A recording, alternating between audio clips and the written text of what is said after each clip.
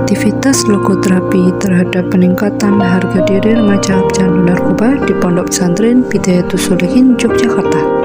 Jurnal dari Pasca Sarjana Bimbingan dan Konseling Universitas Negeri Yogyakarta yang ditulis oleh Diani Narasti dan Budi Astuti. Pertama-tama, perkenalkan, nama saya Silvi Nuria Husna. Saya mahasiswa Institut Agama Islam Negeri atau IAIN Kediri, Fakultas Usuluddin dan Dakwah dengan program studi tasawuf dan psikoterapi dengan nomor induk mahasiswa 933600918. Saya akan menjelaskan sedikit mengenai bagaimana sih efektivitasnya logoterapi bagi pecandu narkoba, terutama pada usia-usia rentan remaja ya.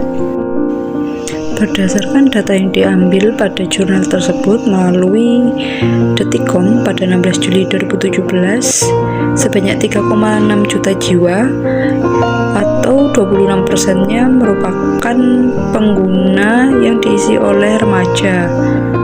Berdasarkan Undang-Undang tentang Narkotika Nomor 35 Tahun 2009 Pasal 1 Nomor 13, yang mana di dalamnya berisi tentang pecandu narkoba adalah orang yang menggunakan atau menyalahgunakan narkotika dan dalam keadaan ketergantungan pada narkoba baik secara fisik maupun psikis.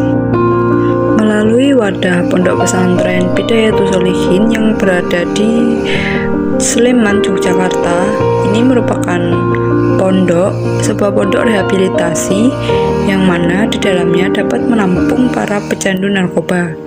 Kebanyakan yang tinggal pada pondok tersebut adalah pecandu narkoba yang rata mereka berusia remaja. Dari mayoritas remaja, tak sedikit juga remaja memilih untuk melakukan putus sekolah. Sebab kenapa? Sebab karena seseorang yang sudah mengikuti atau memakai narkoba akan berpersepsi bahwa cita-cita itu akan sulit untuk diraihnya kembali.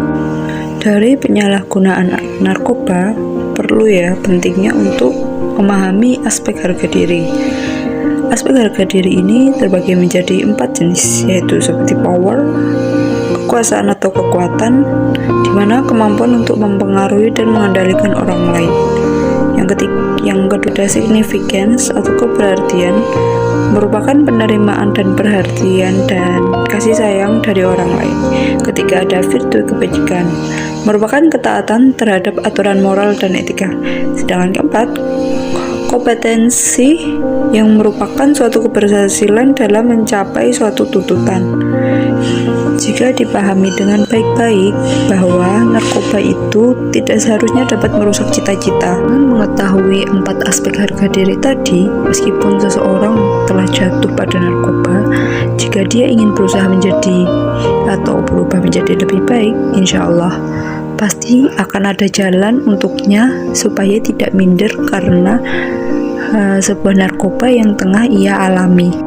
Dengan menggunakan metode logoterapi, yang mana logoterapi ini sebuah teknik pengobatan yang mana dilakukan oleh seorang psikolog dan psikiater dengan tujuan memberikan suatu motivasi kemaknaan hidup, supaya dengan adanya dia menjadi pecandu narkoba, dia akan dapat memaknai hidupnya bahwa suatu yang bermakna itu tidak harus menjadi candu. Selanjutnya, efek logoterapi dalam harga diri yang diterima oleh pecandu narkoba. Itu dengan menggunakan logoterapi, di mana mengajak seseorang pecandu untuk dapat mempengaruhi pikirannya supaya untuk tidak melakukan kecanduan lagi terhadap narkoba. Sebab dengan memiliki kecanduan tersebut juga tidak baik bagi dirinya. Kemudian kedua, dengan mengajak untuk berusaha taat sesuai dengan agama dan moral. Jadi dengan mengajari supaya tetap taat bahwa narkoba itu tidak baik untuk agama dan moral. Berikutnya, mengajak untuk berusaha beradaptasi supaya dapat diterima orang lain dan lingkungan baru. Kebanyakan orang yang telah menjadi pecandu narkoba akan sulit baginya untuk bisa membaur dengan sosialnya, apalagi sampai diterima. Jadi dengan mengajak berusaha beradaptasi akan membuat kebermaknaan hidup, bahwa tidak hanya menjadi narkoba, seorang pecandu narkoba tidak bisa untuk membaur. Kemudian keempat, dengan mengajak berusaha untuk memiliki prestasi dan optimis kembali. Jadi dengan memberikan bayangan bahwa prestasi dan optimis adalah suatu kunci yang dapat mengalahkan rendahnya harga diri yang dimiliki oleh pecandu narkotika.